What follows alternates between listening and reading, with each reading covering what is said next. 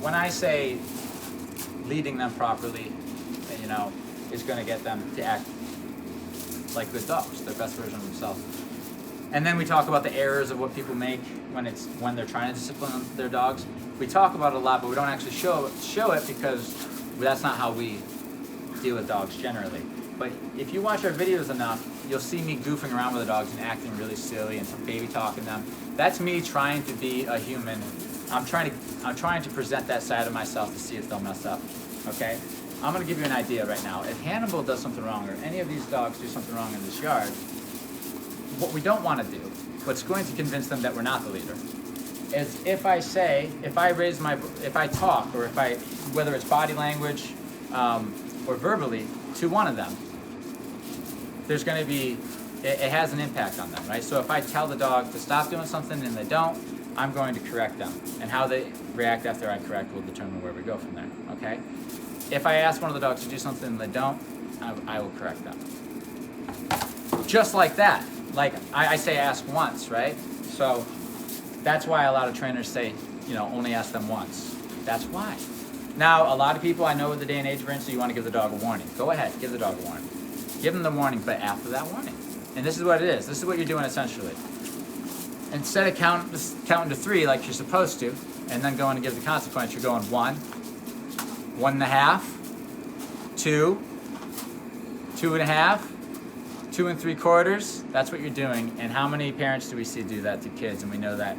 We see that and we go, what do we all say? We're like, ooh, yikes, that kid's not respecting what that adult's saying. That's what's happening. And then when the consequence does come, it's probably just enough. It's probably not enough at first, and then still not enough, and then you give another one that's just enough, instead of just starting with one that's a little even more than enough, just to get the dog to knock it off and look at you differently.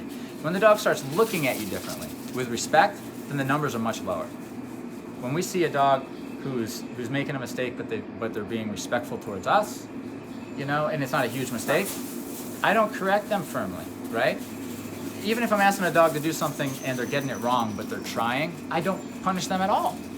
What we're punishing is a dog's attitude, what they do when we talk. What does your dog do when you say no? Immediately, what does it do? What does your dog do when you say a command? Immediately. Judging them immediately after interacting with them determines what direction we're going in and how firm the consequences are, okay? So if a dog is trying, though, let me repeat, if a dog is trying and there is no attitude, there is no correction, okay? If a dog is not trying, even though they don't know what I'm asking of them, there is a correction because it's attitude. And as soon as the dog gives me attention and respect, I pat them on the head just to let them know that's what I like. It's not about the sit or the down or whatever situation we're in. It's about you not listening to me. That's what all these conversations have been for. They're all set up. They seem organic. Honey. Good gal.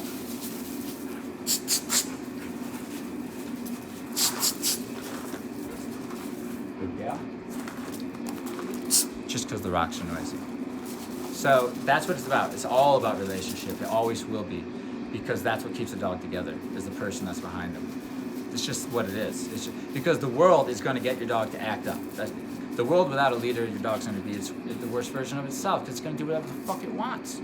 But it has the right person behind it. Every good dog you see usually has a good person behind it, doing the right thing and putting in the time and knowing what needs to be done. It's tough love. It's like raising a kid. There's tough love. It's not just, you know, we're over that. That's all old news about people, you know, not disciplining the dogs and just giving them affection all the time. If you're still having that problem, it's like, you know, I'm not even trying to help that person right now. I'm focused on the people that are past that.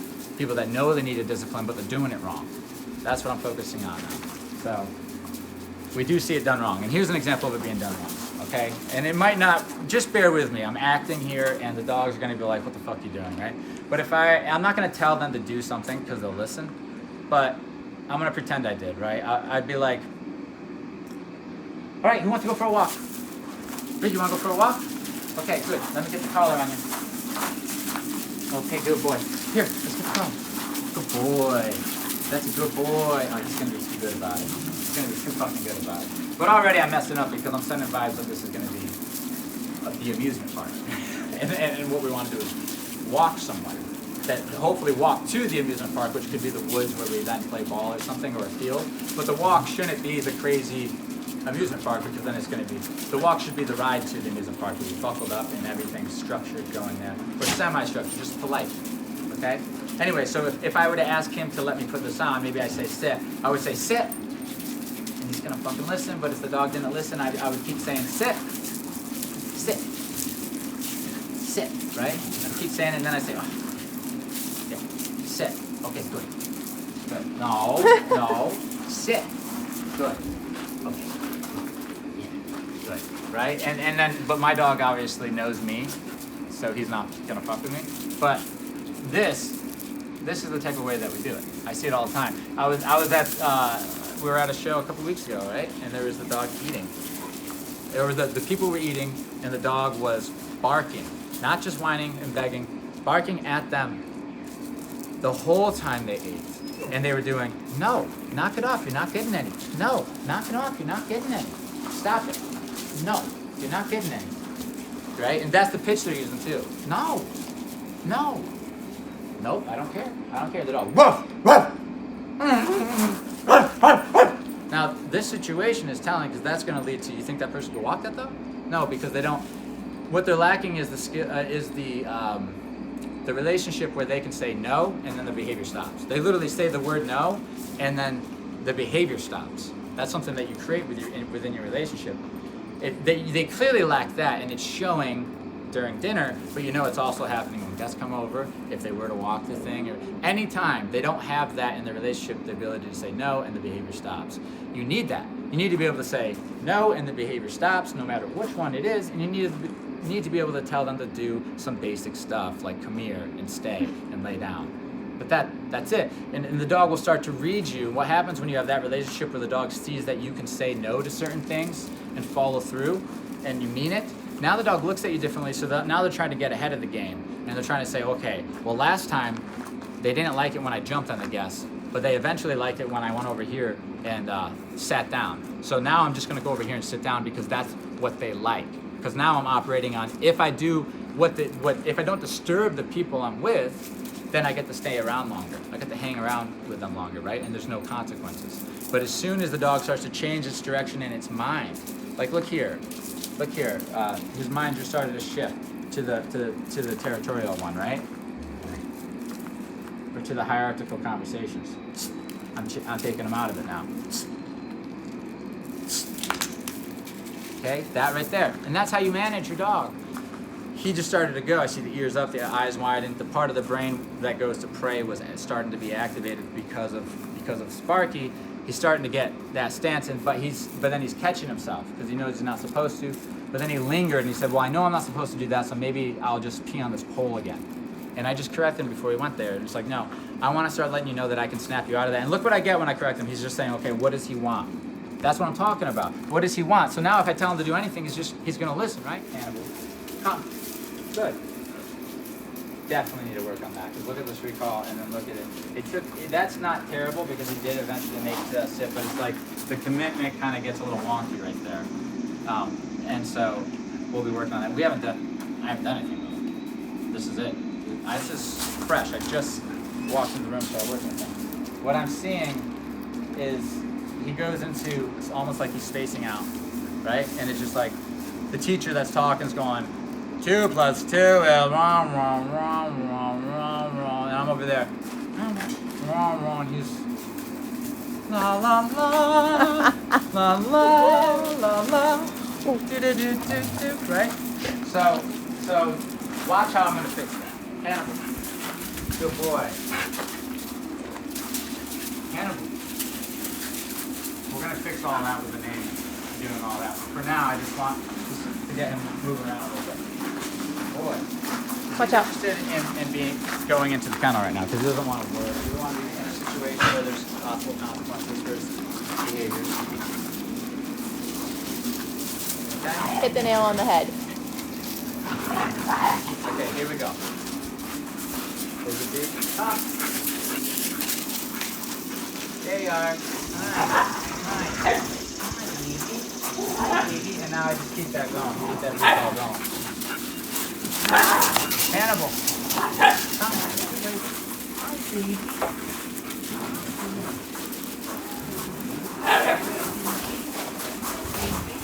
This is an experience that's good for him.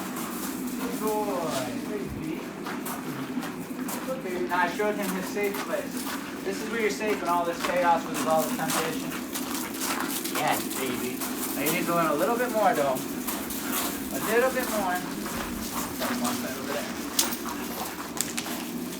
Hey, my baby boy. There he is. Hello.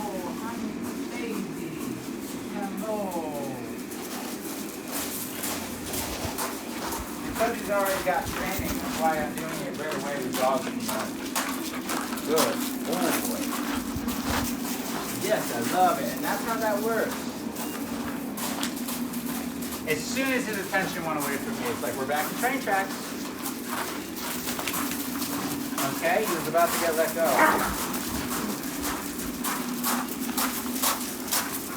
See, his attention span is what he gives you.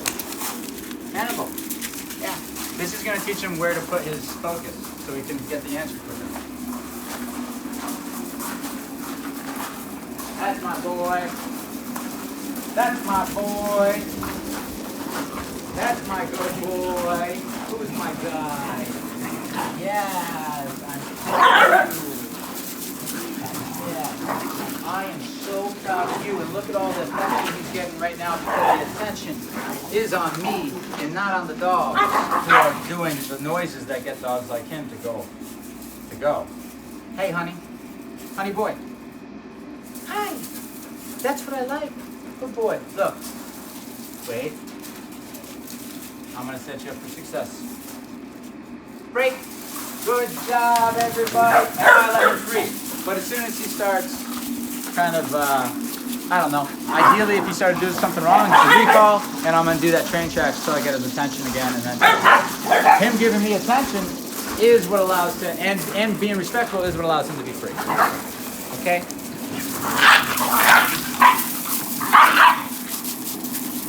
Break. Good boy, that's my guy. Hey, hey, hey, he's my big old boy. Who's the good guy? It's okay getting a little affectionate. It's totally appropriate after a firm correction. So I let him go a little crazy with the affection. If he would even jump on me a little bit, I'd let him do it. Just a little. I mean, I'd let him know, but I'm not going to punish him. I'll let him know I'm your safe spot, man. I'm the guy that's going to help you through all this stuff. Yeah, so you allow licking, and he's like, okay, so we're good. Yes, we're good. But you have to be respectful, and you have to listen, okay, bud? All right? Yes, we're good. Yeah, my guy. Okay? All right. That's nice. So we got a lot of respect here in this first session. Okay? Good. Stay. I'm going to do some of this basic stuff. Good. When I'm using commands, this is what we talk about context, and we talk about setting situations up. We're doing it constantly. We're just going from one to the other with these dogs. Okay? If I want to work on stay, the best way to do it is to have the dog and to have me and then have a trigger. Which this door is going to present a trigger because he wants to go in it. Okay? Two types of triggers: the kind that make your dog want to go towards it, and the kind that make your dog want to go away from it. This is the kind that make him want to go towards it right now. Okay? We can change this at any time, by the way. And that's what makes this stuff work. What I'm going to teach him is you can't go in without permission. He already knows that because he's been through training, but I really want to go in. So I'm going to just let him go in. And then I'm going to recall him out once he gets in his kennel. And he's going to say, I don't want to because I'm in my kennel. And he gets a correction. Sounds not cool, but what he's here for is to learn these conversations. This is a board and train. This is the boot camp in some ways. What I just did for myself was I set up a situation where we could have a potential disagreement. Where I could say, don't go in the door, and he does anyway. That's good. I also let him in, and then had the conversation of him wanting not to leave, him being in a station area where he doesn't want to come out, and I recall, and now all of a sudden we have the confrontation. We have the conversation that he struggles with in all aspects of his life, where he's asked to do something and he's not listening. Okay, and so we're working at it like that constantly, every situation before we go out that door, while we're walking, while we're upstairs, while we're hanging out. We know how to live with them to set them up to see what are you going to do. Let's have this conversation. And then when the dog is in the mind like this, where they're like, no, I'm not interested in doing anything inappropriate. I'm here. I'm going to listen to you. I'm in the moment with you. Then I take my time to talk to the dog a little bit more. And I'm like, all right, let's go for a little walk, you know? I'm gonna teach you a little bit more about patterns and stuff like this, and sitting down. There's gonna be a lot of praise, there's gonna be a lot of fun when we break and stuff. But as soon as that attitude comes back, we're gonna start doing some situations to get rid of it. Because I want the dog to know it's state of mind training. If you go into certain places in your mind we don't like, there's consequences. That holds the dog accountable to hold themselves accountable. So you can see him here. He's self-regulating his behavioral choices and his emotional state based on what he knows works best with us and what doesn't work with us. Okay? Just shush him. Ladies. Okay? Break.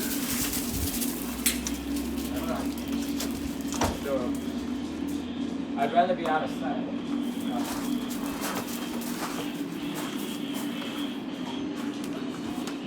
Is he going in the monkey? Is it a big one? He's kind of hanging out. He wanted to go in his kennel, you know, and so I let him go in. The door's open. I'm standing out of sight. I'm gonna hit the beep. See what he does. I'll be watching him. I'll get it so I can see him to some degree through the reflection of the door. If I see this, just like I hear it, but then I don't want to go. Correction, beep again, like a mild correction, you know. If he still doesn't come, firm correction, okay. If he does come, then praise, good boy. But then as he's coming out, as I say good boy, a guy like this is typically going to either turn around at one point and try to go back to the kennel, or he's going to try to go to sniffing or try to go somewhere other than me, and we're going to go right into train tracks until I get the mind where I want it to be, with the level of focus that I want, and then the exercise stops, pat him on the head, and he's free again to go into this kennel and to relax for a while, okay? So that's his problem. He loses focus, which is a respect thing, in my opinion.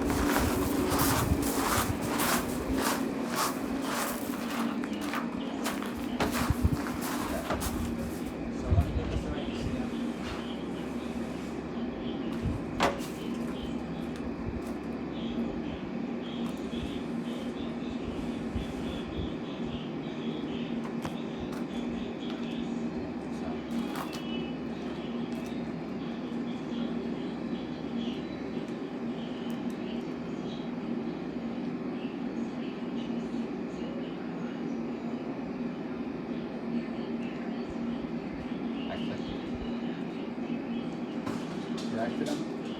Here he is. Good boy. So after the correction said, okay, I'm coming. I corrected him at a 15, a little mild. Good boy. Good.